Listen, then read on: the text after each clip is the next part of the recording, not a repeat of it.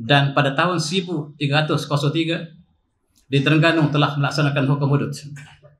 Dan kita dapat saksikan dalam batu besar ini bagaimanakah hukum mereka yang mencuri, mereka yang berzina, mereka yang lakukan qisas dibalas berdasarkan syariat Islam yang terbukti secara bertulis. Maksudnya Terengganu ketika itu di Kuala Berang ialah pusat Islam yang besar selepas Kelantan yang muncul pada kurun ke-12.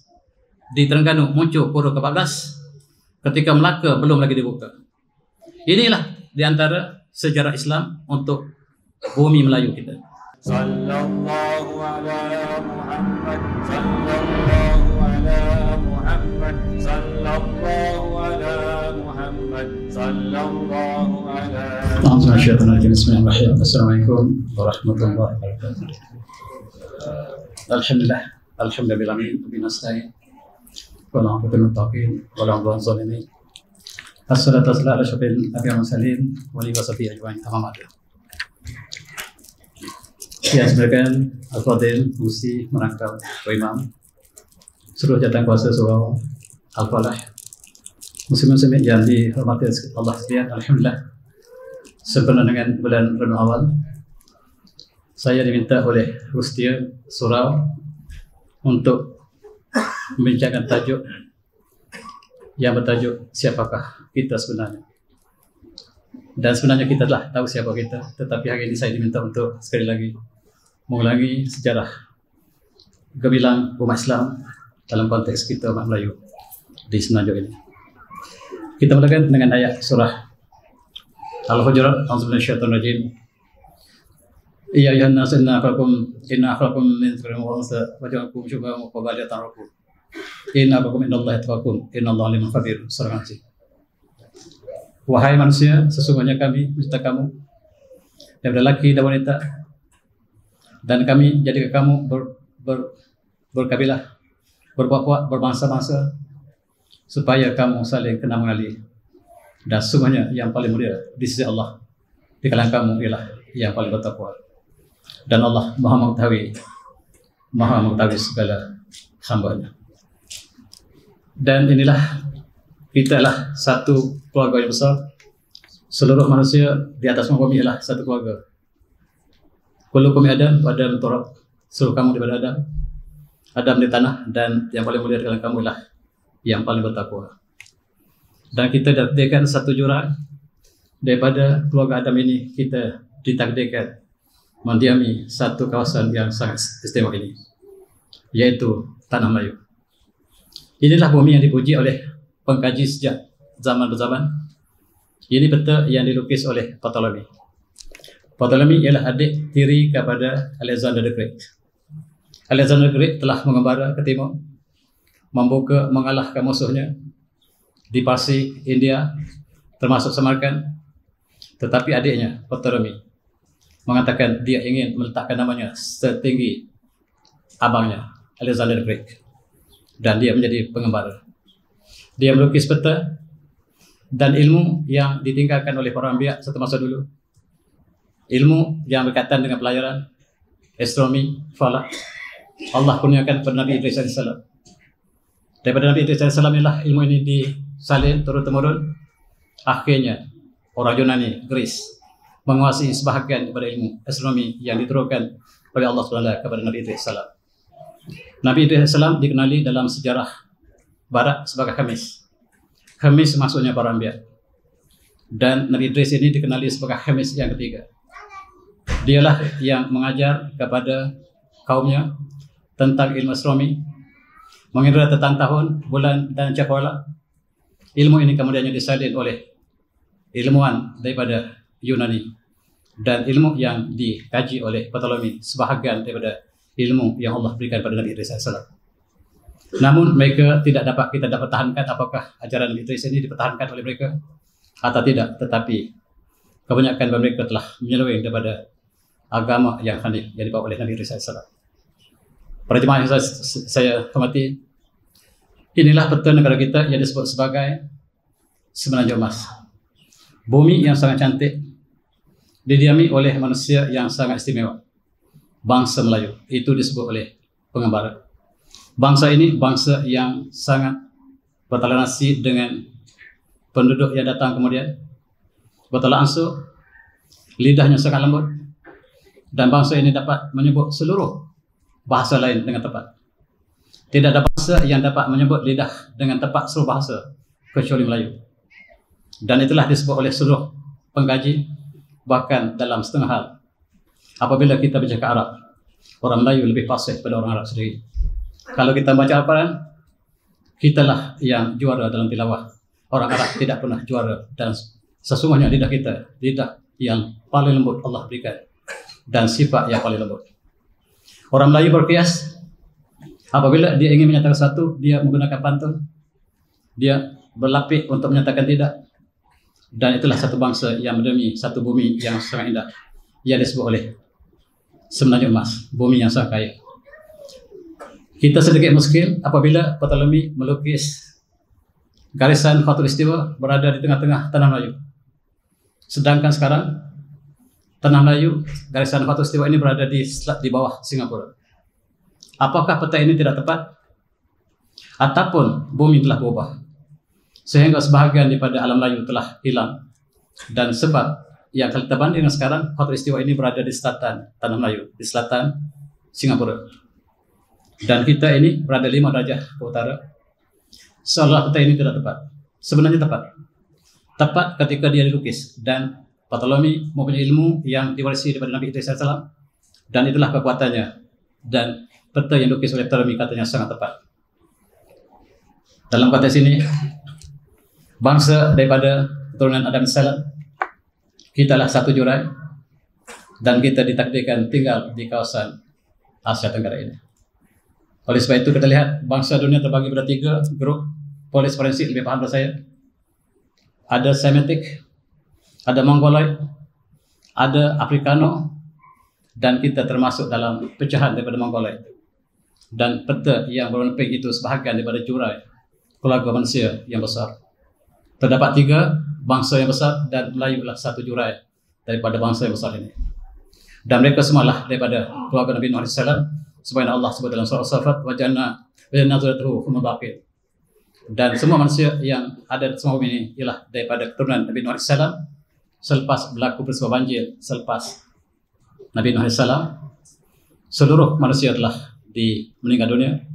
Yang tinggal hanyalah 3 orang anak Nabi Nuh AS, yaitu Sem, Ham, dan Yafith. Daripada 3 anak inilah maka manusia diturunkan di seluruh dunia. Oleh sebab itu kita hanya ada 3 darah utama di dunia.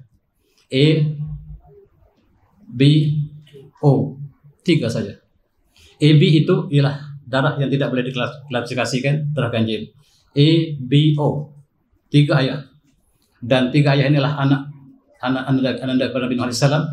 Dan mereka lah, sebagaimana Allah sebut, wajahna dzurriyyatahu humul baqin. Dan daripada keturunan Nabi Nuh AS, maka seluruh manusia lain dikembangkan. Dan alhamdulillah kita diberikan satu kawasan yang cukup indah oleh Allah SWT. Dalam kajian DNA, seorang pensyarah USN, dia mengkaji DNA. Kajian DNA ini hampir tepat, dan dia dapati bahawa bangsa yang paling tua di tanah Melayu di Malaysia sekarang ialah Melayu Kelantan. Inilah yang dijangkarkan tahun 660,000. Sama ada tepat atau tidak, dari segi DNA, Kelantan ialah bangsa yang paling tua di Malaysia sekarang. Ini diputuskan dengan kajian DNA, dan kajian ini diraihkan oleh beberapa orang profesor, oleh beberapa orang pensyarah yang mereka bergabung, dan teknologi ini menggambarkan bahawa kita telah mendiami di sini sangat lama. Dan kita ingat kembali peta yang dilukis oleh Ptolemy, yang cukup saya heran ialah dia letakkan garis khatulistiwa di tengah-tengah tanah Melayu, sedangkan sekarang dia berada di bawah. Ini peta yang paling awal yang kita ketahui setakat ini. Dia dilukis dan dia tulis beberapa bandar yang ada di atas Melayu yang sekarang sudah tidak ada. Yang ada antaranya Bandar Cole, C-O-L-E, ditulis oleh Ptolemy. Dan mereka menjangkakan Cole ini ialah satu bandar di Terengganu, barangkali Kemaman. Mereka mengatakan Kemaman itu kemungkinan Cole yang disebut oleh Ptolemy, sebab bermula dari Kemaman lah satu masa dulu kapal mula berlayar ke Laut Champa dan mereka mula berlayar selepas pemahaman. Dan apabila disebut Kolej, maka kita jangkakan bahawa tempat itulah di Kemaman sekarang atau kawasan yang berdekatan. Dalam konteks ini, negara kita sangat terkenal dengan emas. Disebut semenanjung emas dalam konteks kekayaan emas dan juga sebagai cantiknya bumi. Dalam Bible disebut Nabi Sulaiman membina istananya yang disebut sebagai Temple Sulaiman Temple oleh orang Kristian, oleh orang Yahudi, ataupun tetap Temple menggunakan emas daripada Gunung Ophir. Tercatat dalam kitab mereka bahawa Nabi Sulaiman mengambil emas dengan tenteranya daripada Gunung Ophir. Mereka bersih pandangan di manakah Ophir. Sebahagian mereka mengatakan Ophir ini berada di semenanjung Arab. Tetapi catatannya mengatakan bahawa untuk sampai ke Ophir, mereka berlayar selama 1 bulan. Dan tidak tepat untuk mengatakan kawasan itulah di Arab ataupun di semenanjung Arab. Sebab semenanjung Arab hanyalah beberapa ketika boleh didapati dan disebut dengan pelayaran. Oleh sebab itu, mereka menjangkakan tempat lain. Mereka menjangkakan Ophir ini tempat lain. Ini dalam Sheba. Dalam Matthew juga disebut demikian. Dalam The Old Testament juga menyatakan demikian. Mengatakan Solomon Gold ini diambil daripada Mount Ophir. Apabila Portugis mula sampai ke negara kita, dia terpegun dengan keindahan negara kita. Dan dia dapati emas yang banyak. Dia cuba padankan dengan kisah Nabi Sulaiman AS. Dan mereka sebut Solomon. Dari manakah Solomon mendapat emas yang banyak? Tiba-tiba Portugis menguasai Melaka. Dia menemui Gunung Ledang yang banyak emas. Dan Portugis menamakan Mount Ophir. Di segi Portugis, Ophir yang disebut dalam Bible mereka bukan di semenanjung Arab tetapi di Melaka ataupun di Johor ataupun di Gunung Ledang.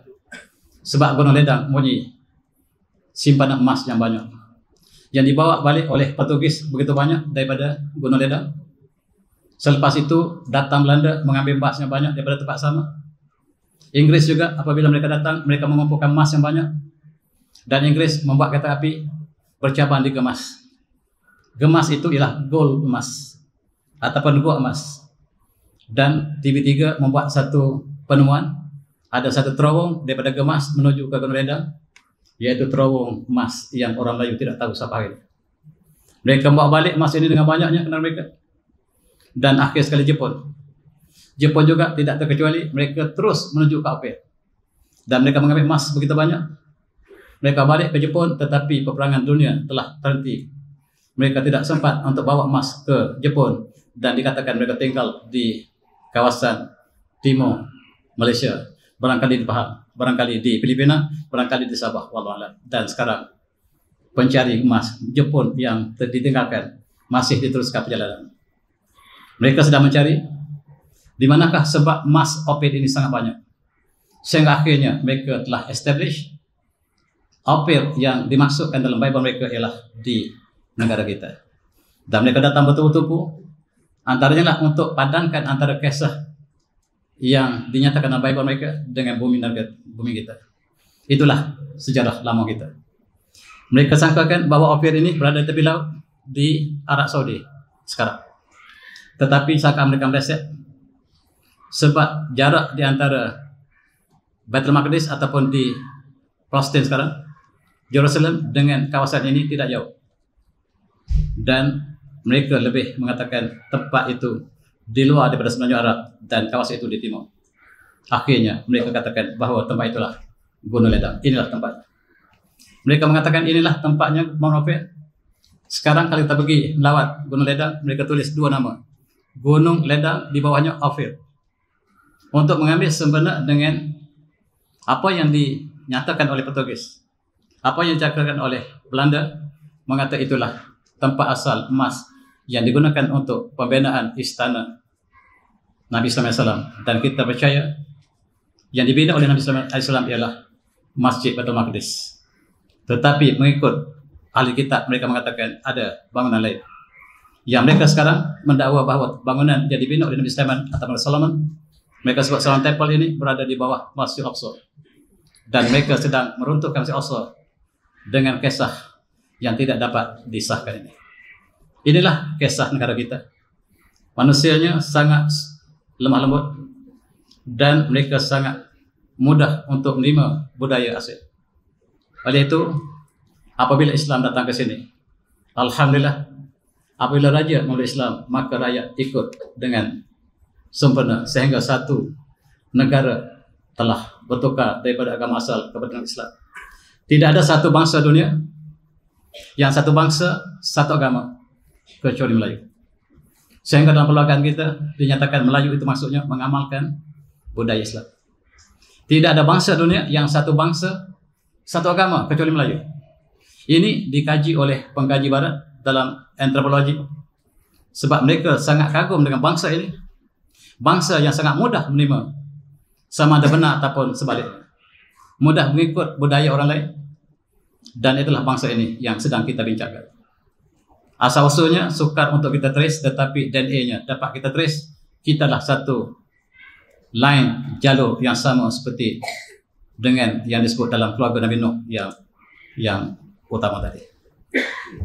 Inilah kita lihat bumi kita yang dilukis dan tempat tumpuan yang dilakukan oleh pengkaji. Umat Islam juga mengkaji kawasan ini. Mereka juga menamakan kawasan ini sebagai Al-Hind Asy-Syarqiyah. Bumi kita ini dinamakan India Timur. Sebab barangkali ketika itu sebahagian daripada penduduk negara ini ialah penganut kepada Hindu barangkali. Oleh sebab itu, pelajar Muslim mengatakan bahawa bumi ini ialah Al-Hind Asy-Syarqiyah. Sedangkan India yang ada sekarang dipanggil Al-Hind Al-Gharbiyah. Maksudnya bila disebut Al-Hind Al-Asy-Syarqiyah maksudnya Melayu. Ini diikuti oleh Belanda dan Inggris juga mengatakan Syarikat Hindia Timur maksudnya Syarikat Alam Melayu. Itulah yang diketahui setakat ini. Dan umat Islam banyak mencatatkan tentang India Timur. Di India Timur inilah mereka telah mendapat bekalan besi yang baik. Dan kitalah penghasil besi yang baik yang didatangi oleh pelayan Muslim untuk membawa balik besi kita dan ditempa di Yaman sebagai pedang yang terbaik dunia. Itulah bumi kita dikenal sebelum namanya Tanah Melayu. Kita dikenali oleh umat Islam sebagai Al-Hind Asy-Syarqiyah. Maksudnya lah bumi India Timur. Dan Kamboja itu juga dipanggil Al-Hind Asy-Syarqiyah. Apabila ada penemuan dalam arkeologi, nombor sifar yang pertama ditemui di Al-Hind Asy-Syarqiyah. Bukan maksudnya ditemui di India sekarang, tetapi ditemui di alam Melayu. Lebih khusus nombor sifar yang pertama yang dapat kita trace dalam arkeologi ialah ditemui di Kamboja. Dan orang Melayu menekan nombor kosong itu nombor sunyi, sunya. Sunya mana kosong, kosong, sunyi, tak dengar apa-apa. Dan kita namakan sunyi nombor sifar pertama. Diambil oleh Al-Khwarizmi untuk dijadikan sistem angka yang ada sekarang. Dan dinamakan sifat daripada sunya. Sunya itu bahasa Melayu. Yang orang Melayu sebelum Islam bercakap dalam bahasa Sanskrit. Bahasa Sanskrit seperti orang India, seperti orang Thailand. Bahasa yang sama. Umpamanya orang Thailand menyebut neraka itu narak. Kita juga sebut neraka. Dan orang Thailand sebut narak. Kita sebut syurga dan mereka sebut syarq. Dan kita hampir sama bahasanya. Bahkan Sanskrit kita dah lebih hampir. Kita lebih hampir dengan Sanskrit daripada orang India sendiri. Walaupun kitab India banyak dalam bahasa Sanskrit, tetapi kita lah yang menjadi tumpuan kepada bahasa Sanskrit. Tetapi apabila Islam datang, bahasa kita banyak dipengaruhi oleh bahasa Arab yang akhirnya membentuk satu bahasa yang tersendiri.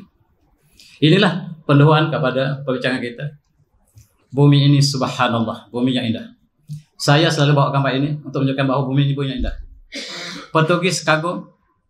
Mereka mengatakan tidak ada bumi yang lebih indah yang mereka saksikan di sini.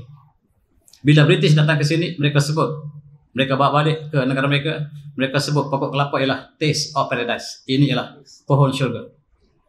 Sangat cantik. Oleh kerana kita lihat setiap hari, kita tak merasakan kecantikan ini.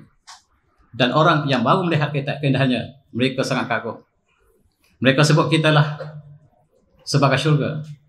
Lebih lagi orang barat berdasarkan kitab mereka mengatakan Adam and Eve pernah hidup di Garden of Eden. Dan Garden of Eden ini mengikut percayaan mereka berada di atas bumi. Dan mereka kena pasti Garden of Eden ini berada di sebelah timur.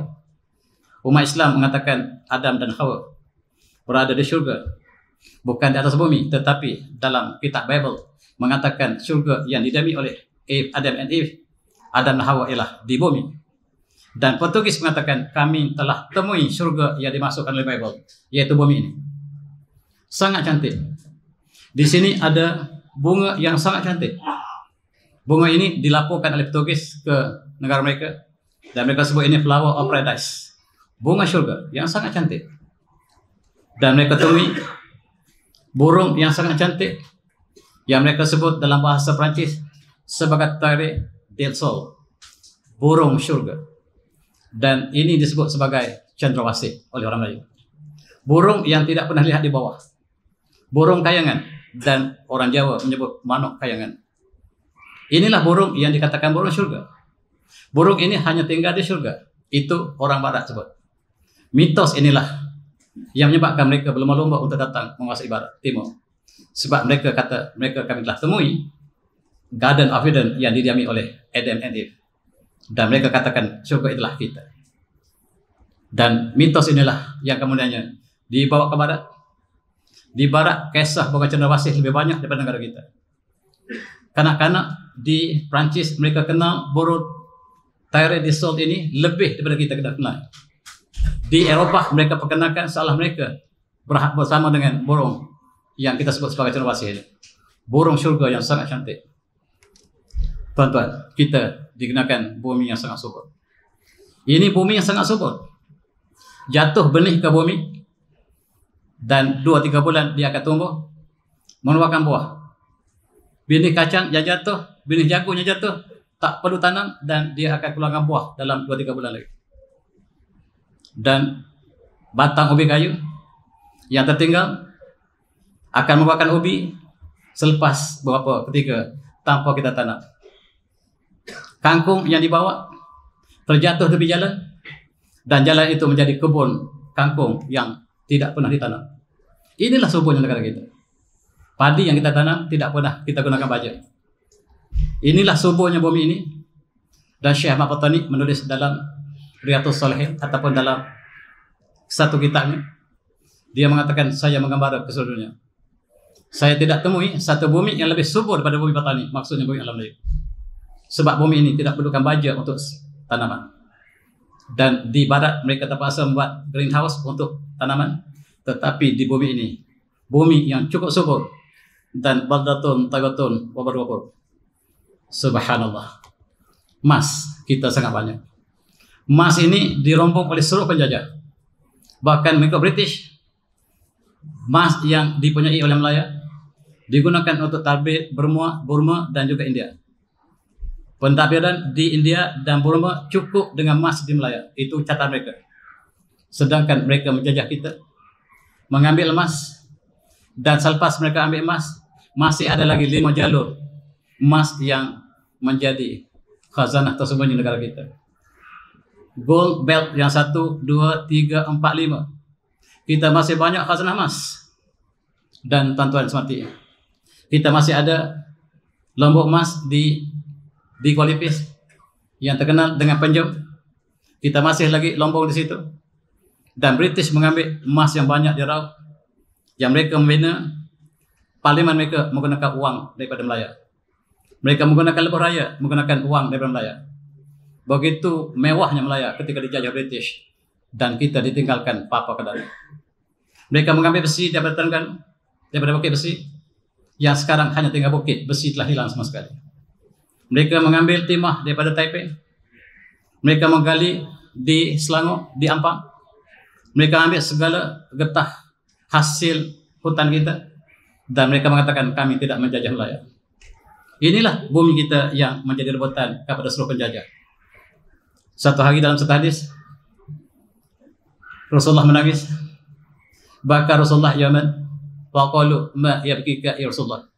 Para sahabat bertanya, wahai Rasulullah, apakah yang membuat Rasulullah menangis? Qala ishtaqtu li ahbabi. Saya sedang merindui kekasih saya. Qalu, mereka bertanya, awalasna ahbabuka ya Rasulullah. Apakah kami semua ini bukan kekasih Rasulullah? Qala la, kamu bukan kekasih saya. Antum ashabi, kamu semua adalah sahabat saya yang dekat. Amma ahbabi, faqamu yati min ba'di. Yu'minu bi walam yarumi. Kaum yang saya maksudkan, yang saya rindu ini, ialah satu kaum yang belum ada sekarang. Mereka belum ada sekarang. Mereka akan muncul selepas ketiadaan saya. Mereka tidak pernah melihat saya dan mereka beriman dengan saya. Itulah yang saya rindui. Barangkali kita antaranya. Tidak pernah ada tentera Islam yang datang untuk membawa Islam, memaksa Islam kepada kita.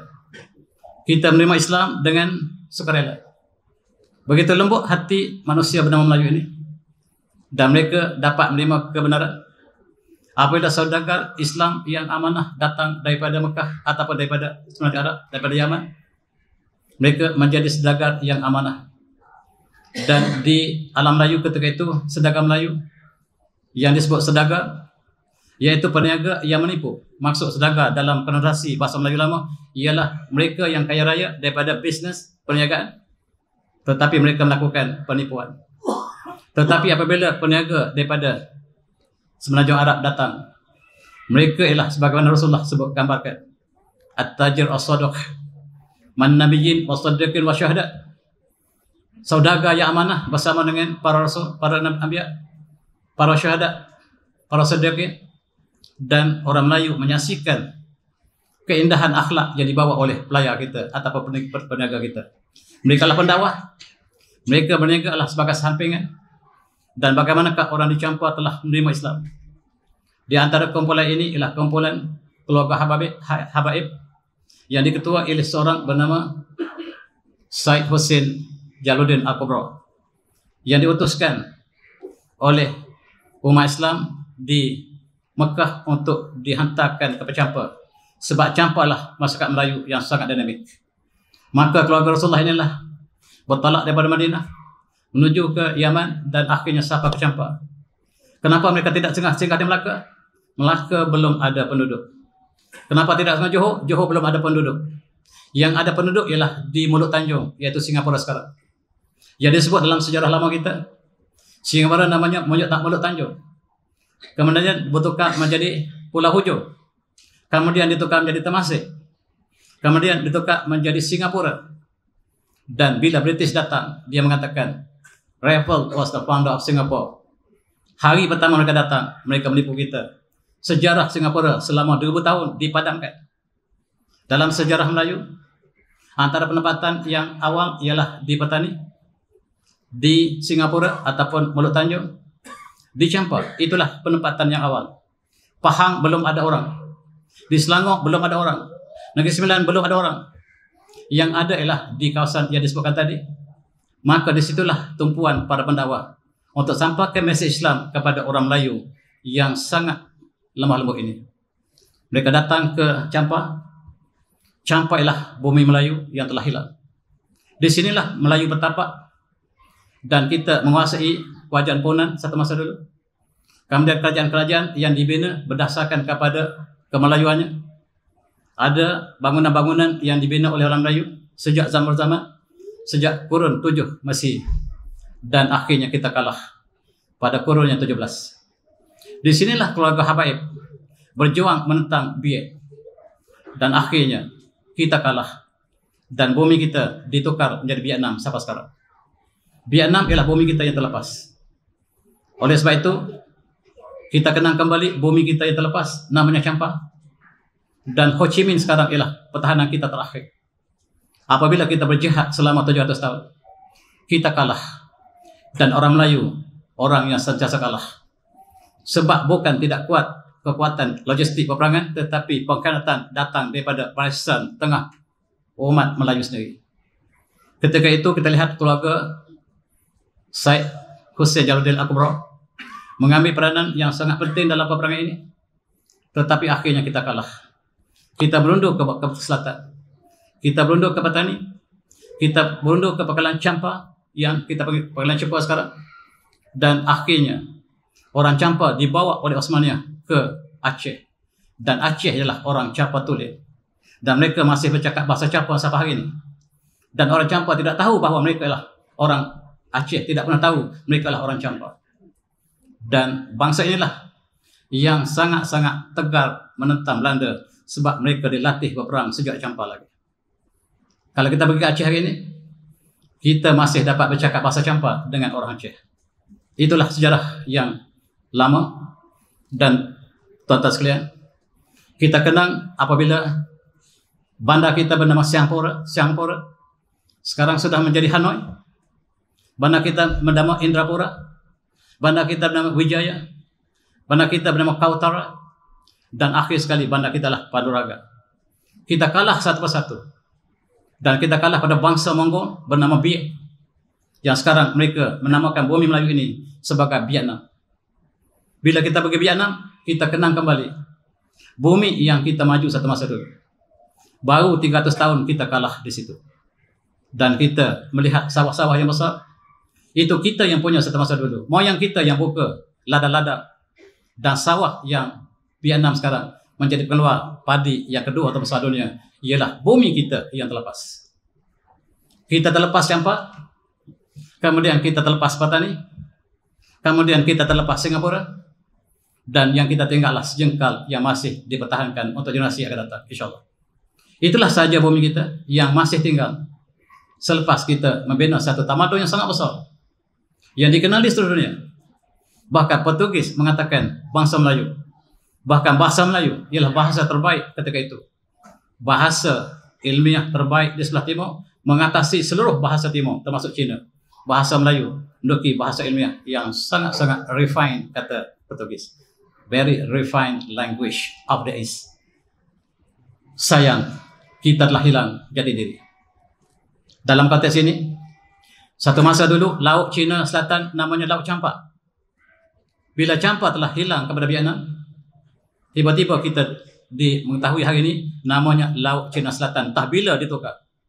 Dalam peta kita sentiasa ditulis Laut Campa. Di situlah kita kuasai, dan bumi lah bumi Melayu, dan di hujung itu namanya Pulau Maharaja yang sekarang menjadi Filipina. Di situlah pusat penggemar Islam yang besar, namanya kota Ya'amanillah. Bila Sepanyol datang, mereka telah murtadkan seluruh orang Islam di Ya'amanillah. Mereka tukar menjadi Filipina sampai hari ini. Filipina ialah bumi murtad 100%. Sebagaimana Sepanyol melakukan kepada umat Islam di Andalusia ketika kita kalah. Mereka membunuh 54 juta umat Islam di Andalusia. Demikianlah mereka lakukan di Filipina. Mereka menyembelih umat Islam sampai tidak ada lagi tertinggal umat Islam, kecuali yang selamat ialah mereka yang dimurtadkan menjadi Kristian. Itu sejarah pahit kita. Dan kita bertahan turun ke Mindanao, dan kita masih berjuang di Mindanao. Kita tak pernah iktiraf Filipina itu nama Filipina. Kita masih panggil Maharaja sampai sekarang. Pejuang-pejuang di Mindanao tak pernah mengatakan itu Filipina. Kami tak iktiraf Filipina. Kami masih namakan Ya'amanillah. Dan itulah bumi kami. Sebagaimana Palestin tidak pernah iktiraf bumi mereka bernama Israel. Walaupun dalam peta moden hari ini namanya Israel, tetapi orang Palestin tidak pernah akui. Demikian juga Patani. Walaupun sekarang sudah menjadi selatan Thailand, pejuang-pejuang Patani tidak pernah akui itu selatan Thailand. Itulah Patani. Patani merdeka. Itulah yang mereka sebut. Yang kita ulang kembali adalah apa yang mereka sebut. Dan tuan-tuan, kita ingat kembali satu masa dulu. Kitalah satu ummah, satu akidah, satu perjuangan. Dan kita tidak ada sempadan geografi. Daripada Maharaj kembali ke Aceh, kita satu negara. Kita bukan pelarian. Apabila kita datang dari Maharaj, kita pergi ke Aceh, kita bukan pelarian. Kita kembali kepada kampung halaman kita sendiri. Orang Jawa datang ke Tanah Melayu, mereka bukan pelarian, mereka datang pulang ke kampung halaman mereka sendiri. Kita datang ke Campa, ke Kamboja, ialah bumi kita sendiri. Tapi sayang, penjajah sangat pintar. Mereka pisahkan kita pada geografi. Ya ini namanya Malaysia, ya ini nama Indonesia, ya ini nama Singapura, ini Brunei, ini Thailand, ini Filipina, dan kita hanyalah bekerja untuk sempadan geografi kita semata-mata. Sedangkan satu masa kita adalah satu ummah yang sama. Dan subhanallah, dalam peta nama kita lihat Melayu yang disebut sebagai Melayu Raya ini, Filipina adalah bangsa Melayu, dan Minangkabau adalah bangsa Melayu, Jawa itu dikategorikan sebagai Melayu. Dan apabila pejuang-pejuang seperti Raja Haji mengatakan kita lupakan Bugis, kita lupakan Jawa, kita lupakan Mindanao, kitalah satu bangsa Melayu yang sama. Bangsa asas kita adalah bangsa Melayu. Dan marilah kita berjuang di atas kalimah ini. Tapi sayang, Raja Haji juga dibeloti oleh tenteranya sendiri. Dia kalah di Teluk Ketapang. Bukan karena tidak kekuatan untuk menentang Belanda, tetapi tenteranya sendiri bangkit menentang Raja Haji, menyebabkan Haji Georgie telah syahid di Teluk Ketapang. Sejarah bangsa kita, sejarah yang tidak indah. Kita selalu menjadi penggunting dalam lipatan. Dan kita selalu bersama dengan musuh. Ketika umat Islam bersama untuk menentang Ayutthaya, Siam, dan di antara Raja Melayu bersama dengan Siam untuk menentang saudara mereka sendiri, akhirnya kita jatuh petani. Petani jatuh kerana orang Islam berpakat dengan Siam menentang umat Islam sendiri dengan harapan mereka akan dilantik menjadi raja. Benar, mereka dilantik raja untuk sementara dan kemudian mereka dikalahkan oleh Siam. Akhirnya petani menjadi Siam, Thailand. Ini sejarah kita yang malang. Kita kembali kepada sejarah petani, sejarah yang cukup malang. Di sinilah kita lihat ulama kita telah berkembang dan menggambarkan Islam selepas ilmu Islam selepas kedatangan Islam di sini. Kita mempunyai saja sejarah yang gemilang dalam ilmu. Tetapi sebelum Islam datang, sebagaimana dicatatkan oleh Syekh Al-Patani dalam Tarikh Patani, dia mengatakan orang Arab sama seperti orang Quraisy. Hidup jahiliyah sebelum kedatangan Islam. Mereka hidup secara jahiliyah dan mereka berkahwin, tidak berkahwin. Orang Melayu tidak berkahwin antara sama lain. Seorang wanita Melayu boleh tidur dengan 10 lelaki. Dan apabila lahir anak, wanita tersebut boleh pilih salah satu daripada lelaki yang pernah bersamanya untuk menjadi ayah kepada si anak. Dan lelaki yang dia pilih tidak boleh menolak lagi dalam adat Melayu lama. Ini berlaku di petani. Islam telah menghapuskan jahiliyah Melayu di petani. Sebagaimana Islam menghapuskan jahiliyah di bangsa Quraisy. Islam telah berkembang, cahaya Islam telah berkembang ke dunia dan kita hidup di bawah sinar Islam yang cukup indah. Kita lihat bilakah Islam sampai ke tanah Melayu. Catatan yang dicatatkan oleh Raja Patani, Islam sampai pada 800 tahun Mesir. Pada tahun 800 Mesir. Maksudnya Islam sangat awal sampai petani. Dan Melaka hanyalah pada kurun ke-15 Islam dicatatkan. Kelantan lebih awal dan petani lebih awal. Dan ada catatan lain mengatakan selepas 70 tahun zaman Rasulullah, selepas hijrah Rasulullah, maka Islam telah sampai petani. Islam sampai sangat lama. Kerajaan Langkasuka telah hilang. Kerajaan Langkasuka tidak hilang dari segi kerajaannya, tetapi bertukar menjadi kerajaan Darussalam, Patani Darussalam. Dalam sejarah petani, pusat kerajaan Langkasuka bukan di Kedah, tetapi di Petani. Dan Kedah itulah cawangan yang ditakluki oleh Langkasuka yang berpusat di Petani. Petani menjadi Darussalam, yang kemudiannya raja-raja Langkasuka berjuang dalam konteks Darussalam. Itu sejarah yang dicatatkan oleh ulama kita.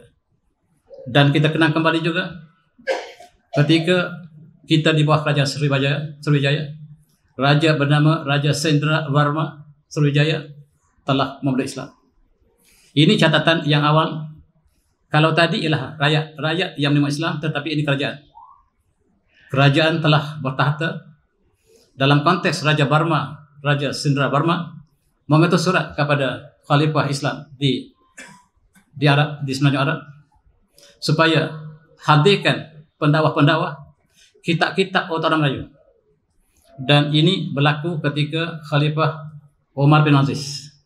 Ketika Kerajaan Umayyah sangat awal, kerajaan Sriwijaya tidak hilang sebagaimana dicatatkan oleh sejarah. Dia bertukar menjadi kerajaan Islam. Dia bertukar menjadi kerajaan Islam dan Islam berkembang ke seluruh alam Melayu. Termasuklah di Jambi, termasuklah di Tanjung Pura, termasuklah di Pahang, Terengganu, dan kerajaan Sriwijaya telah bertukar menjadi kerajaan Islam. Mereka tidak hilang. Kerajaan Langkasuka tidak hilang, tetapi menjadi kerajaan Darussalam. Kerajaan Sriwijaya tidak hilang, tetapi dia menjadi kerajaan Islam yang bertapak di alam Melayu, termasuklah kerajaan-kerajaan di Jawa dan di Sumatera. Dalam konteks ini kita lihat, pengkaji mengkaji bilakah Islam datang ke bumi ini, dan inilah bumi yang kita kongsi bersama. Satu ummah, satu perjuangan. Dan di bawah Islam kita lihat, catatan arkeologi yang menunjukkan Islam pertama datang ke negara kita ialah di Kelantan. Berdasarkan kepada catatan uang emas yang ditemui, uang emas yang pertama yang mengandungi kerajaan di alam Melayu di Malaysia sekarang ialah 1 dinar yang ditemui di Kubang Labu atau Kubang Labu, bertarikh 500 tahun 578 salah saya, yang kalau kita tukar kepada tahun Mesi menjadi tahun 1181 Mesi. Ini catatan terawal di alam Melayu. Kerajaan Islam muncul di Kelantan dengan nama Al-Julus Kelantani. Dan bila ada kerajaan, maksudnya Islam telah bertapak begitu lama. Pada awalnya hanyalah rakyat biasa yang memeluk Islam. Tetapi apabila rakyat menjadi kuasa, mereka menubuhkan kerajaan. Dan kerajaan pertama yang kita saksikan dengan bukti arkeologi ialah bertarikh 1181. Kurun yang ke-12, kita sudah kerajaan di Kelantan, sedangkan petani lebih awal. Dan di Pasai kita lihat dia juga berlaku sekitar yang sama. Uang emas yang ditemui dalam kajian arkeologi di Pasai, Aceh, Kelantan mendahulunya. Itulah bukti yang sahih berdasarkan pada kajian arkeologi. Tetapi barangkali Islam datang lebih awal di Pasai, tetapi tidak ada bukti bertulis, tidak ada bukti secara arkeologi. Inilah di antara kajian mereka. Dan Islam telah tersana di Terengganu, di Kuala Berang. Kuala Berang itu tepi pantai. Kuala maksudnya tepi pantai. Sekarang dia panggil Hulu Terengganu. Geografi boleh berubah. Setiap tahun pantai berubah. Dan pada tahun 1303 di Terengganu telah melaksanakan hukum hudud. Dan kita dapat saksikan dalam batu berserak ini bagaimanakah hukum mereka yang mencuri, mereka yang berzina, mereka yang lakukan qisas dibalas berdasarkan syariat Islam yang terbukti secara bertulis. Maksudnya Terengganu ketika itu di Kuala Berang ialah pusat Islam yang besar selepas Kelantan yang muncul pada kurun ke-12. Di Terengganu muncul kurun ke-14 ketika Melaka belum lagi dibuka. Inilah di antara sejarah Islam untuk bumi Melayu kita. Kerajaan Sulu telah terbentuk pada tahun 1450, berpusat di Pulau Bendanau, dan dia adalah keturunan daripada Syarif Hashim. Syarif maksudnya keluarga habaib, keluarga daripada baginda Rasulullah. Mereka adalah kumpulan yang awal datang diutuskan untuk sampaikan mesej ke sebelah timur. Mereka sangat dimuliakan oleh orang Melayu. Kebanyakan mereka dilantik sebagai penguasa, khalifah atau sultan, dan kebanyakan sultan alam Melayu daripada keturunan Al-Bait. Dan Filipina sekarang ialah sebahagian daripada kerajaan tersebut. Kita lihat di Melaka kemudiannya, Islam telah terlaksana dengan sempurna di dalam Konun Melaka. Dan Konun Melaka ini kita boleh baca sampai sekarang. Yang kemudiannya dilaksanakan Islam di Pahang. Dan kita boleh saksikan hukum Konun Pahang. Umpamanya dalam Konun Pahang kita lihat diberikan perincian tentang pemerintahan, pembesarnya, masyarakat, jenayah, muamalah, hukum keluarga, hal ehwal berkaitan dengan perkahwinan dan masyarakat. Dinyatakan nas yang sempurna. Di dalam Konun Melaka dilaksanakan hukum hudud yang sempurna. Kemudian hukum qisas dan hukum ta'zir telah dilaksanakan di Melaka ketika Sultan Alauddin Riwayat Shah, Sultan Melayu yang terbaik setakat ini. Yang itu yang kita saksikan dalam sejarah Melaka silam. Dan kita lihat bahawa pasal qisas mencuri murtad dinaskan dengan jelas dalam Konun Melaka. Riba diharamkan di Pantai Melaka. Tidak ada pinjaman yang melibatkan riba, tidak ada interest. Arak diharamkan, dan Melaka telah muncul sebagai pelabuhan yang paling aman di sebelah timur. Dan sekiranya mencuri, maka hukuman ialah potong tangan. Dan riba diharamkan di Pantai Melaka, dan Pantai Melaka adalah pantai yang sangat aman, dinyatakan oleh seluruh penjajah. Mereka mengatakan bahawa pantai Melaka ialah pantai yang paling aman. Siapa yang melakukan jenayah di lautan, maka Melaka ada hukum Qanun Laut Melaka yang melaksanakan hukum harabah bagi mereka yang melakukan pencurian ataupun perompakan di lautan, dan Melaka telah muncul sebagai negara yang paling aman. Kita lihat ta'zir yang kalau-kalau ada sebahagian pelajar kita yang tidak menguasai syariah, mereka mengatakan Qanun Melaka dipengaruhi oleh undang-undang sebelum Islam. Bohong. Yang mereka sebut itu ialah hukum ta'zir. Hukum ta'zir ialah hukum yang tidak mencapai hukum hudud, tetapi dia melakukan kesalahan, maka ini diberikan kepada pemerintah untuk menentukan hukum ta'zir. Umpamanya contoh, mereka yang tidak puasa lalu digantung periuk nasi dan diiring ke seluruh kota Melaka untuk menunjukkan bahawa dia melakukan kesalahan, tetapi kesalahan ini hanyalah diberikan hukum ta'zir. Hukum ta'zir ini lebih banyak daripada hukum lain. Dan bagi pengkaji yang tidak menguasai usul fiqh, yang tidak menguasai fiqh 4 rubuk, mereka mengatakan Qanun Melaka ialah pengaruh daripada kerajaan sebelum kerajaan Hindu. Inilah kajian yang tidak hati-hati. Sedangkan Qanun Melaka ialah melaksanakan hukum syariah dalam mazhab Syafi'i.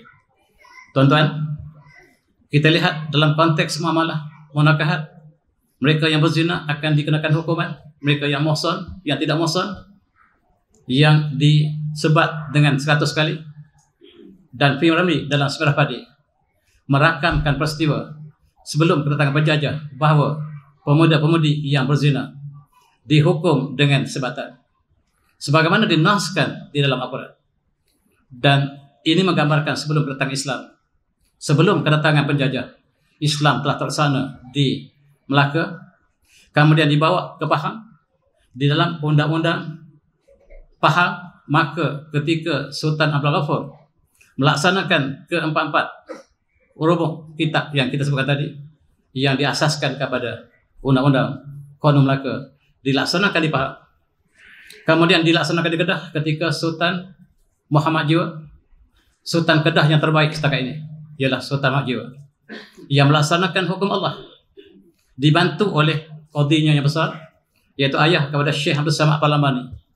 Kemudian diganti oleh Syekh Abdul Samad Parlamani, ialah qadi untuk melaksanakan Islam di Kedah. Kemudian dibawa ke Perak. Perak juga melaksanakan hukum Islam sebelum kedatangan penjajah. Tapi sayang, penjajah bila mereka menjajah kita, mereka mengatakan bumi ini belum ada undang-undang bertulis, dan demi untuk merdeka, maka kita dikendaki menggunakan undang-undang common law yang mereka ciptakan. Sedangkan bukti bertulis bahawa kita ada undang-undang Melaka, undang-undang Melaka, undang Pahang, undang-undang Kedah, dan inilah untuk pemuda-pemuda saya. Apabila British mengatakan kita tidak ada undang-undang bertulis, kita nyatakan sebagai batal kita bahawa Qanun Melaka, Qanun Pahang, Qanun Kedah, Qanun Perak ialah bukti bertulis bahawa bumi ini mempunyai undang-undang bertulis lebih awal pada England sendiri. Itulah hujah yang kita berikan kepada mereka. Dan dalam konteks ini, Pahang melaksanakan hukum Qanun Pahang ketika Sultan Abdul Ghaffar. Dan ketika saya pergi ke Pahang begini, saya isytiharkan Sultan Pahang yang terbaik setakat ini, Sultan Abdul Ghaffar. Ketika itulah Islam dilaksanakan, dan Pahang telah muncul sebagai negara yang sangat aman di sebelah timur. Kelantan kemudiannya melaksanakan hukum yang sama ketika Sultan Mahsud Shah pada 1900. Tetapi yang banyak dilakukan di Kelantan adalah hukum ta'zir. Termasuklah mereka yang membuka aurat, mereka yang pakai berkembang, yang datang kota baru akan dicat bahagian yang tidak pakai pakaian. Itu ta'zir. Itu ta'zir dilaksanakan ketika Sultan Mansur. Sultan Mansur sangat singkat pemerintahannya, hanya 1 tahun. Dan Islam tidak dapat dilaksanakan ketika Sultan Mansur diganti oleh penggantinya yang agak lalai dalam untuk melaksanakan hukum seterusnya. Dalam konteks ini kita lihat daripada Aceh, Ternate, Tidore, Sulu, Brunei, Kutai, Banjarmasin, Demak, Cirebon, Semarang, Pagaruyung ialah kerajaan-kerajaan Islam yang kecil. Kerajaan Islam yang dilantik oleh Osmaniyah sebagai mewakili Osmaniyah di alam Melayu. Dan kita bernaung di bawah Osmaniyah ketika itu. Bendera kita ialah bendera bola bintang, iaitu bendera Osmaniyah yang digunakan oleh Turki sekarang. Dan di atas masjid kita kadang-kadang ada bilang bintang yang menunjukkan bahawa kita masih ada hubungan sejarah dengan Utsmaniyah sampai hari ini. Bola bintang bukan simbol Islam, tetapi dia simbol Utsmaniyah. Yang sekarang kita lihat hampir semua masjid kita ada simbol bola bintang, maksudnya kita bernaung di bawah Utsmaniyah. Sejarah negeri kita tidak menyatakan demikian. Dan ketika itu seolah-olah Allah gambarkan dengan baldatun thayyibatun warbun wafur, sebab kita laksanakan Al-Quran. Kita melaksanakan hukum Islam. Dalam sejarah kita melaksanakan hukum Islam di seluruh alam Melayu. Sayang, tiba-tiba keagungan kita telah tercapai. Penjajah telah datang dan kita pernah diistilahkan sebagai baldatun thayyibatun warbun wafur. Bumi yang indah dan Allah yang mengampun. Sebagaimana Nabi sahabat yang juga demikian disifatkan dalam surah Sabah, menggambarkan bumi yang sangat indah, melaksanakan hukum Allah, dan diistilahkan sebagai bumi yang sangat cantik di bawah naungan syariah yang hanif. Dan ketika itu mulalah umat Islam melancarkan jihad sebab negara kita dijajah. A'udzubillahi minasyaitonir rajim. Walladzina jahadu bina la'hdiyannahum subulana wa innallaha ma'al muhsinin. Surah Al-Ankabut. Dan mereka yang berjihad dalam jalan kami, pasti benar-benar kami akan berikan petunjuk di jalan kami, dan sesungguhnya Allah bersama dengan mereka yang melakukan kebaikan. Kita lihat perjuangan yang pertama, perjuangan di Patani untuk pertahankan Patani daripada Sungai Asia. Dan panglima perang kita ialah Tuan Haji Syekh Muhammad Mustafa wa Muhammad. Inilah panglima perang umat Islam yang mengisahkan jihad ke atas Asia. Ulama kita kembali pada Mekah dan mereka berjuang bersama, termasuklah Syekh Abdul Samad Al-Lambani, Syekh Daud Patani, Syekh Marashal Al-Banjari. Mereka sama-sama menentang Syiah dalam satu peperangan yang sangat mendebarkan. Sekali kita menang, banyak kali kita kalah. Dan akhirnya sebahagian daripada ulama telah syahid dalam perjuangan tersebut. Yang kalah dipijak oleh gajah. Dan ini nasib pejuang-pejuang kita. Mereka dipijak dengan gajah. Dan bumi yang lembah dicampak supaya umat Islam yang kalah tidur dan dipijak di atas belakang dengan gajah. Ini gambar satu contoh. Bagaimanakah pejuang-pejuang kita dilakukan? Akhirnya bumi Petani jatuh ke tangan musuh. Dan hukum jihad tidak pernah berubah. Dalam Tuhfah Al-Mujahidin ditulis oleh Syekh Zainuddin Al-Mabari mengatakan alam al-kufar halatain ihduma ayyakunu mustaqirin fi biladihim wal jihad hinazin fardu kifayah idza qamahi man fihim kifayah saqata haraj anil baqin. Hukum jihad ada dua perkara. Sekiranya bumi Islam bersempadan dengan orang kafir yang bercita-cita untuk menjajah negara kita, maka ketika itu hukum jihad ialah fardu kifayah. Sekiranya sebahagian daripada pemuda telah melakukannya, maka dosa yang lain akan dihapuskan. Tetapi wasaniyahuma ayyaduru bilad muslimin kama fi qadyatin hazihi wal jihad fardu ain ala kulli muslim mukallaf qawiyyun biha. Tetapi apabila musuh telah sampai negara kita, maka ketika itu jihad berubah daripada fardu kifayah menjadi fardu ain sebagai solat. Setiap pemuda, setiap yang berkuasa, mukallaf, wajib berjihad menentang penjajah, syahid atau menang. Ini diberikan hukum oleh ulama kita, utamanya Syekh Zainuddin Al-Mabari, dan diulang oleh ulama-ulama lain.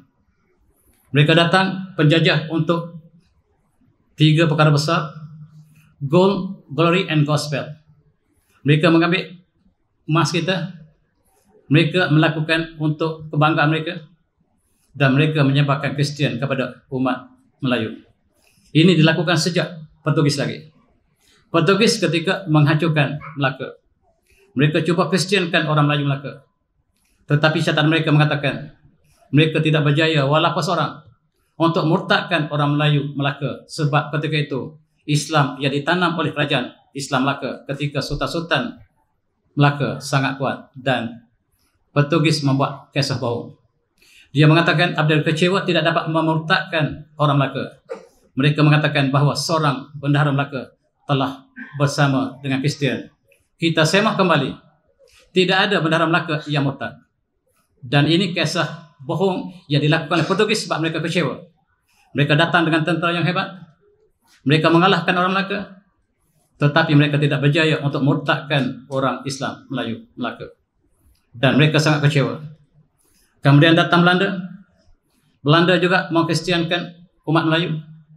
Mereka datang ke kawasan-kawasan di sebelah timur dan mereka kristiankan. Belanda, British dan juga Portugis melakukan usaha yang sama. Mereka tidak berjaya.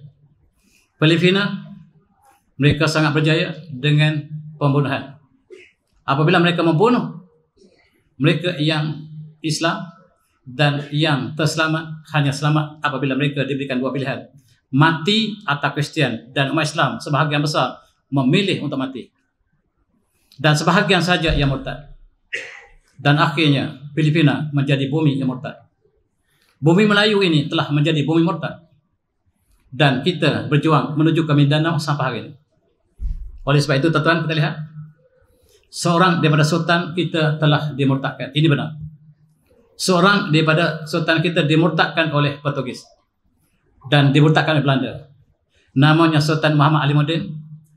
Ini kisahnya benar. Apabila mereka mengatakan mereka murtadkan bendahara Melaka, itu tidak benar.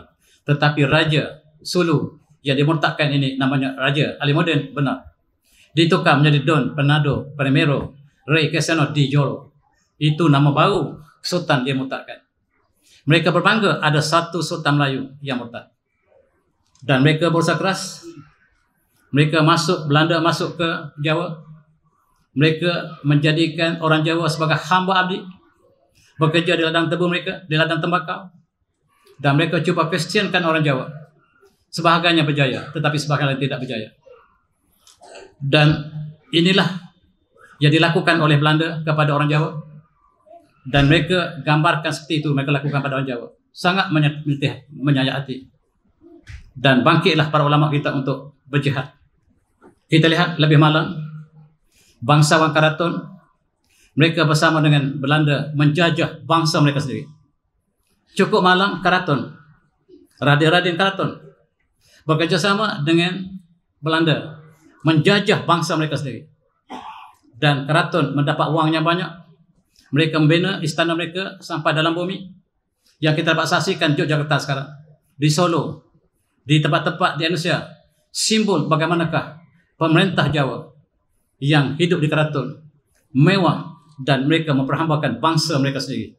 Cukup malang. Inilah sejarah yang telah berlaku. Tuan-tuan yang semati, kita lihat bagaimanakah munculnya pejuang-pejuang kita. Raja Hajinya Sultan Hasanuddin, Syekh Yusuf Makassar, dan Raja Sesanggamaraja yang Allah berikan hidayah dan mulut Islam, berjuang sama-sama untuk menentang penjajahan. Karena muncullah Tuan Durau, Pameran, Nika Bergoro, dan Uma Cakronoto. Mereka berjuang dalam bidang mereka masing-masing. Tadi saya sebut bagaimana Raja Haji dikhianati oleh bangsanya sendiri. Dia mengatakan, inilah satu pesan aku terakhir. Pada hari ini tanggal 19 Rejab 1998 di Tanjung Palas, Teluk Ketapang. Ini warkah yang aku tuliskan. Aku tulis dalam keadaan berwuduk. Selesai salat, berdoa untuk umat Melayu. Aku tidak panggil Jawa, tidak panggil Bugis, aku panggil Melayu seluruhnya. Kita satu bangsa yang sama. Jangan lagi panggil Jawa, panggil Bugis, panggil Melayu, kata Raja Haji. Aku daripada Bugis, kata Raja Haji, tapi akulah bangsa Melayu. Dan di tangan kananku Al-Quran, di kanan kiriku Darayat Kharid. Aku nak pesan bahawa aku sedang ditipu oleh tentera aku sendiri. Tadi ketika kita solat panjang berdoa kepada Allah untuk menentang Belanda. Tiba-tiba kawan bangkit tikam kawan sebelah. Rupa-rupanya kawan menerima rasuah daripada Belanda. Berwajah Melayu, berhati Belanda. Kalahnya Raja Haji. Bukan karena tidak kuat perjuangan, tetapi ditipu oleh tenteranya sendiri. Sejarah malang ini janganlah kita ulang sekali lagi. Kita lihat bagaimanakah pengorbanan dilakukan Syekh Abdul Samad Parlamani menentang Siam, dan tokoh besar kita ini telah syahid di Shinoh, di kawasan Narotibak sekarang. Syekh Daud kembali ke Mekah memimpin angkatan tentera Melayu untuk kembali menentang penjajah. Tetapi penjajah telah masuk dengan hebatnya ke seluruh alam Melayu. Dibantu oleh Syekh Abdul Rashid Banjari daripada Banjarmasin. Mereka adalah satu umat yang sama, tidak ada sempadan negara.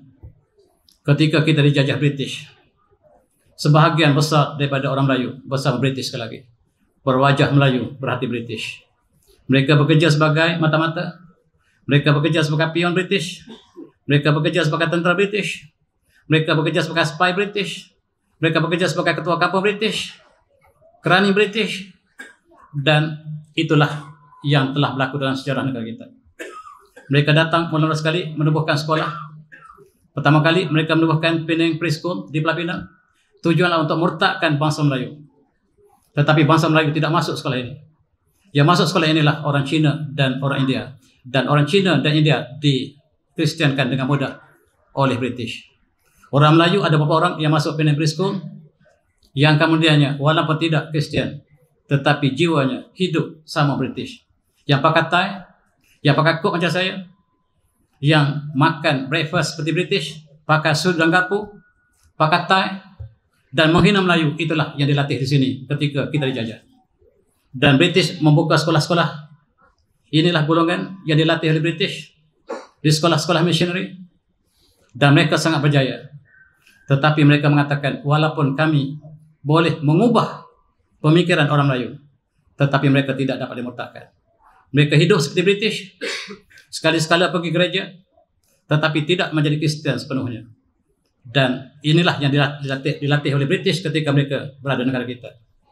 Mereka menjadikan ada 9 kawasan tumpuan utama untuk menjadi pusat Kristian di alam Melayu ketika kurun 19 lepas. Pertama ialah Sumatera Utara, Kalimantan, Sulawesi Utara, Sulawesi Barat, Maluku, Papua, Flores, Samba, dan Timur Barat. Itulah tempat pusat-pusat yang dikenapasti oleh mereka untuk tujuan missionary yang terus berjalan sampai hari ini. Tuan-tuan semati, kita dijajah dan kita dimakan oleh penjajah sebagaimana gambar ini. Kita ingat bagaimanakah hadis Rasulullah yang diwayatkan oleh dalam hadis yang sahih. Rasulullah bersabda, "Yushik an tada'a alaikum al-um min kulli ufuq." Hampir-hampir kamu akan didatangi oleh seluruh bangsa, seluruh ufuk datang. Kama tana al-aklah ila qasantiha, sebagaimana mereka yang sedang menghadapi hidangan makan mereka. Kila, mereka ditanya Rasulullah, "Ya Rasulullah, fa min qillati yawmin, apakah hari itu kita sedikit?" Kata Rasulullah, "Qala la, walakinnakum wasa'un kawasain as-sail." Ketika itu kamu sangat ramai, tetapi kamu sangat lemah seperti buih di lautan. Dan Rasulullah mengatakan, "Yuja'ala al-wahan fi qulubikum wa yuza'ar rabu min qulubi aduwikum yuhibbukum ad-dunya wa qaratukum al-maut." Sebab ketika itu Allah telah campurkan wahan dalam hati kamu. Allah campurkan perasaan takut, gerun daripada musuh kamu, disebabkan yuhibbukum ad-dunya, kamu cinta dunia, wa qaratukum al-maut, sebab kamu benci mati, maka kamu akan dijajah. Ketika kamu tidak berjihad lagi, kamu mengumpulkan harta untuk dunia, tumpuan dunia adalah untuk hidup dunia, dan kamu cintakan dunia, kamu bencikan kematian, kamu akan dijajah Rasulullah. Kamu akan dimakan sebagaimana kamu ini. Sebagaimana mereka makan di atas meja makanan, begitulah kamu akan dimakan. Benar-benar kita saksikan dalam kurun ke-19, 20, kita dimakan oleh seluruh penjajah. Itulah sejarah kita, tuan-tuan. Dan kita ingat kembali perjuangan dilakukan oleh ulama kita, yang dilakukan oleh Syekh Nawawi Al-Bantani, dilakukan oleh Syekh Daud Qatani, dilakukan oleh Syekh Abdul Samad Palambani, dilakukan oleh Syekh Ahmad Qatani, Tokoh Paluh, dan rakyat mereka. Mereka telah melantik Sultan Zainal Abidin ketiga sebagai khalifah umat Melayu. Tetapi sayang, British telah menyadari. British segera masuk ke Terengganu, dan Sultan Zainal Abidin ketiga tidak lama bertahan, dan akhirnya baginda wafat. Baginda telah mangkat. Tuan-tuan, seorang lagi tokoh yang dilantik di Mekah ialah Raja Ali Kelana, yang supaya pertahankan Pulau Riau daripada penjerubahan Belanda. Tetapi sayang, tentera Raja Ali Kelana telah tewas. Pulau Penyengat telah dibakar hangus oleh Belanda, dan Raja Ali Kelana telah berpindah ke Singapura. Dia dilantik menjadi mufti pertama Singapura. Inilah Raja ahli Ketana yang dilatih di Mekah supaya kembali ke tanah air menentang penjajahan. Tadi Sultan Zainal Abidin ketiga dilatih di Mekah supaya berjihad di alam Melayu, dibantu oleh Tok Paluh, tetapi British telah masuk selepas kematian Tok Paluh. Dan inilah tokoh yang tidak kurang penting hebatnya, yaitu keturunan daripada Panglima Perdana. Namanya Tuan Guru Haji Osman Seni, ataupun kita panggil Tok Botak. Dia dihantar ke Pahang daripada Kapal Pendik Kelantan. Di Pahang tidak ada orang alim, terpaksa mengimport daripada orang Kelantan. Tujuannya untuk dijadikan sebagai mufti Pahang pertama dan melatih pemuda-pemuda Pahang untuk berjuang. Maka dia telah mengasuh Mak Kilau, Tok Gajah, Datuk Bahamat, dan diberikan ilmu perjuangan jihad. Tok Janggut demikian juga. Tapi sayang, orang Melayu bukan bersama perjuangan ulama, tapi mereka bersama dengan penjajah. Ini ialah 2-3 orang Melayu yang telah bekerja dengan British sebagai tentera British, yang bertugas untuk menangkap perjuangan para ulama, termasuk perjuangan Mak Kilau, perjuangan Tok Janggut. Mereka ditugaskan untuk menangkapnya.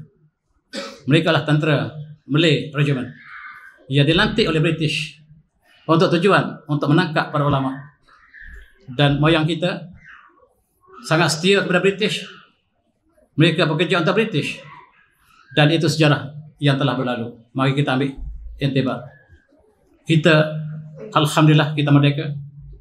Kita menyambut kemerdekaan, dan hari itu para ulama yang berjuang selama ini tidak ada dalam pesta kemerdekaan. Mat Kilau tidak ada, Datuk Bahaman tidak ada, Syekh Ahmad Patani tidak ada, ulama kita tidak ada. Yang adalah orang lain sama sekali yang kita tidak tahu perjuangan mereka. Dan kita merdeka, alhamdulillah. Apakah bahasa merdeka? Merdeka adalah nukreja. Nukreja ibadat ila ibadat ibadat. Keluar daripada menyembah manusia kepada menyembah Tuhan yang mencipta manusia. Bin dhaqi dunya ila satul akhirah, daripada kesempitan dunia kepada keluasan akhirat. Sayang sama sekali, Konun Melaka dinafikan oleh penjajah. Konun Pahang, Konun Kedah dan Perak dikatakan tidak wujud sama sekali. Dan untuk mereka, kita harus menerima common law. Satu undang-undang yang tidak ada kena-mengena kita sama sekali. Undang-undang yang asing. Tidak ada kena-mengena dengan kita sama sekali. Yang asing pada orang Melayu, asing pada India, asing pada orang Cina. Itulah hakikatnya. Dia menjadi undang tertinggi negara kita hari ini. Dan kita meninggalkan undang Melaka, undang Pahang yang telah tertulis, dan kita masuk era yang baru. Ketika di Melaka kita haramkan riba, selepas kita merdeka kita kembali mengamalkan riba. Sistem ekonomi kita ialah kapitalisme, liberalisme, pragmatisme yang menjadikan riba sebagai asas kepada ekonomi kita. Dalam pendidikan kita mengamalkan sekularisme, sebagaimana kita berubah sama sekali pada zaman perjuangan para ulama kita di petani ataupun di seluruh alam Melayu. Dalam ekonomi Allah mengatakan Allahul Baya' wa harrama riba, Allah mengatakan jual beli dan mengharamkan riba. Allah dan Rasul mengisahkan riba sebagai perang kata riba, dan dia menjadi asas kepada ekonomi negara kita hari ini. Dan siapakah kita? Saya serah kepada Tuhan untuk kita sama renungi. Dan kita mengambil sebahagian dalam ibadah kita sangat patuh, solat, puasa, tetapi dalam ekonomi kita tinggalkan. Dan Allah mencabar kita. A'udzu minasyaitonir rajim. Apa tuh menu nabi kita batakun nabi wa ma jazman yaqulu zalika minkum illa khizu fil hayatid dunya wa yawmal qiyamati yuridu illa anshadil azab. Surah Al-Azim. Apakah kamu beriman dengan sebahagian kita? Kamu kafir dengan sebahagian lain? Tidak ada balasan di akhirat nanti mereka yang melakukan demikian kecuali kehinaan di dunia, dan di hari kiamat akan dikembalikan kepada azab yang sangat pedih. Hanya menerima sebahagian Islam, meninggalkan sebahagian lain. Ibadah, puasa, haji kita terima, ekonomi dan pendidikan kita tinggalkan, dan kita mengambil common law sebagai asas kehidupan kita. Dan alhamdulillah 16 September, kita masih September, kita telah membentuk kerajaan Malaysia dengan cantuman dengan Sabah dan Sarawak, asalnya Singapura, dan akhirnya Singapura keluar kembali. Kita membina negara kita Alhamdulillah negara yang kaya raya ini dengan pertolongan pemimpin-pemimpin yang berkaliber telah membentuk satu suasana ekonomi yang sangat indah. Kita telah menghasilkan kelapa sawit yang terkenal dunia. Kita juga mula menggali minyak petroleum dan negara kita kaya raya. Kita ada F1, tetapi kadang-kadang kita tersalah bersyukur. Kita merayakan kemenangan kita dengan arak. Cukup malam. Petronas yang Allah berikan minyak yang banyak, tetapi kadang-kadang kita tersilap langkah. Kita merayakan seperti demikian. Marilah kita berfikir siapa kita. Alhamdulillah, kita juga muka universiti, college, sekolah tinggi, dan kita keluarkan pegawai kita yang lama, yang berfungsi untuk membina negara kita. Kita juga membina bangunan tinggi dunia. Menara Petronas masih kekal bangunan kembar yang paling tinggi dunia. Demikian juga kita membina Menara Merdeka 118 yang sangat tinggi, yang sekarang disahkan sebagai bangunan kedua tertinggi dunia. Negara kecil Malaysia mempunyai menara yang tertinggi kedua dunia selepas Burj Khalifa di Dubai. Bukan di Rusia, bukan di Amerika, bukan di China. Malaysia tempat nombor 2 bangunan paling tinggi. Bukan main-main. Dan tuan-tuan yang mati. Dan rasuah kita juga tinggi. Bangunan kita tinggi. Dan rasuah kita yang tidak sepatutnya berlaku. Pegawai jawatan awam sebanyak 2,424 kes melakukan rasuah. Ini dikeluarkan oleh statistik negara kita.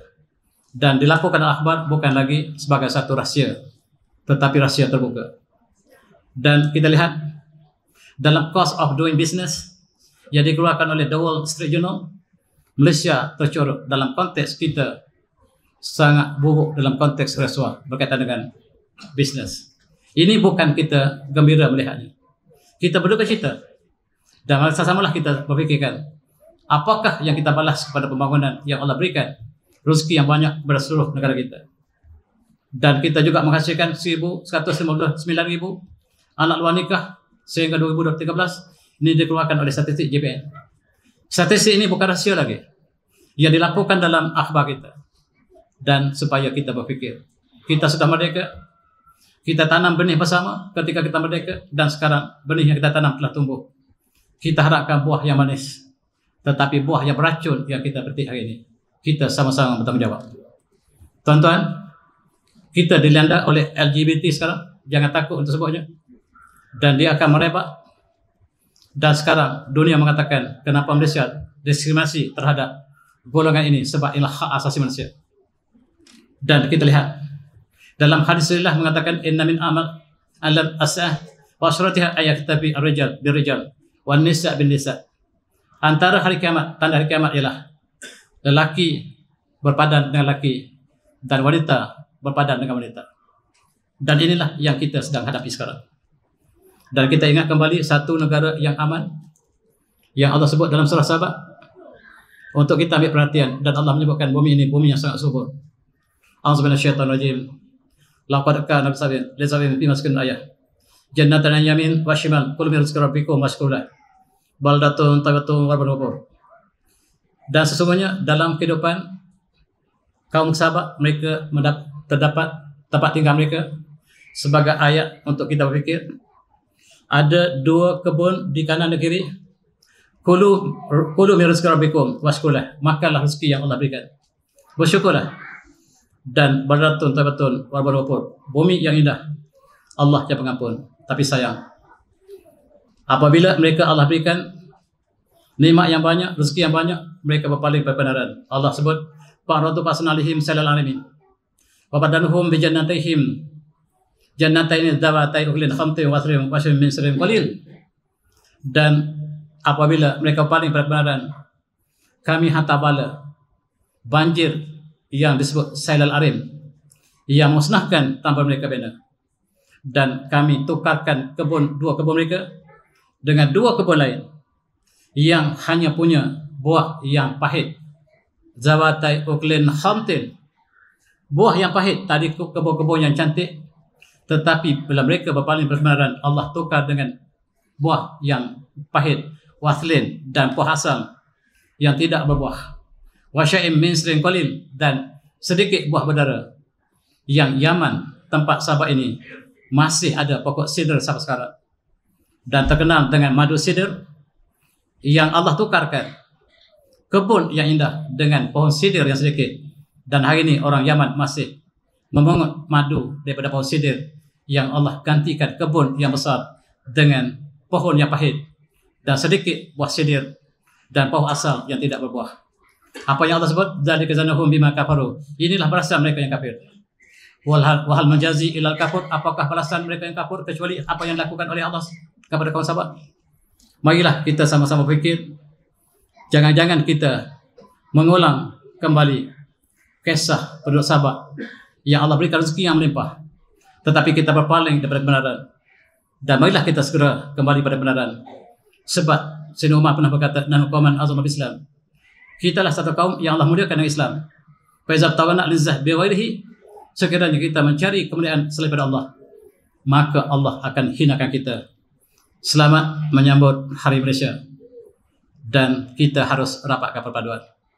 Apakah perpaduan yang harus kita lakukan? Kepada ekonomi akan meredup dan kita akan berpecah.